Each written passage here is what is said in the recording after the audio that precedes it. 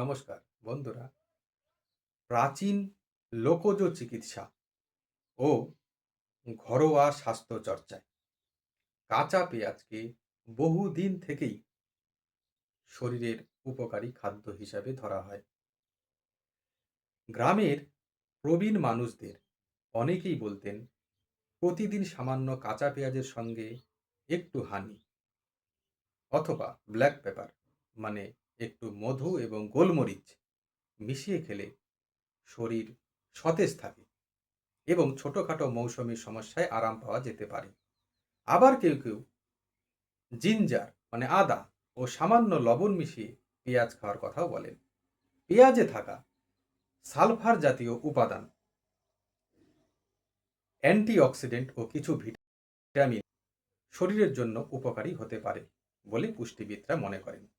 বিশেষ করে অনিয়ন মানে পেঁয়াজ শরীরকে সতেজ রাখতে, ক্ষুধা বাড়াতে ও হজমে সহায়তা করতে পারে।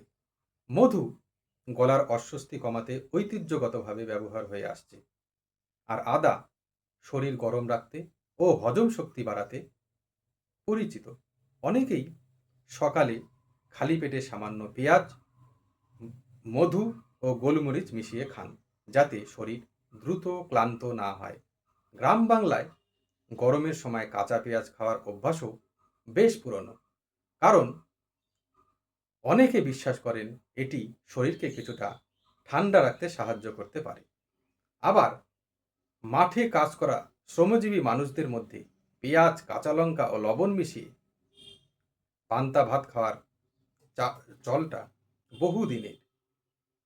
পুষ্টিবিদদের মতে প্রাকৃতিক খাবার শরীরকে ধীরে ধীরে শক্তি যোগাতে সাহায্য করে। তবে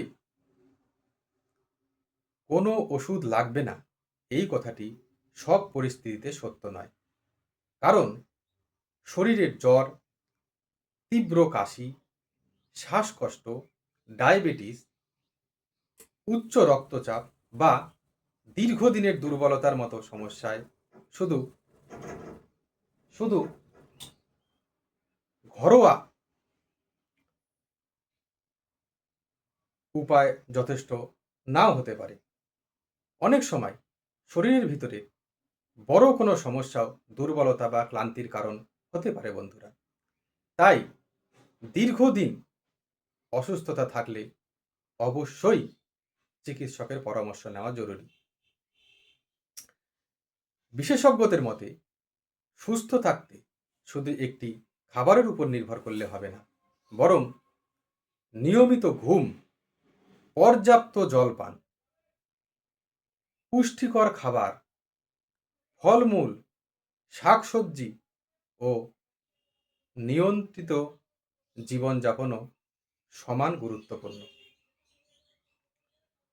অতিরিক্ত তেল মশলা, ধূমপান, রাত জাগা ও অনিয়মিত খাদ্যাভ্যাস শরীরের স্বাভাবিক শক্তিকে ধীরে ধীরে কমিয়ে দিতে পারে। তাই প্রাকৃতিক খাবার শরীরকে সহায়তা করলেও প্রকৃত সুস্থতা আসে সঠিক অভ্যাস ও নিয়মিত যত্নের মাধ্যমে বন্ধুরা। নমস্কার, আজকে এই পর্যন্তই। পরবর্তী আরও ভিডিও নিয়ে আমি তোমাদের সামনে হাজির হব। সেই জন্য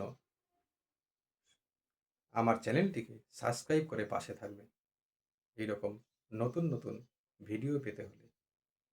নমস্কার।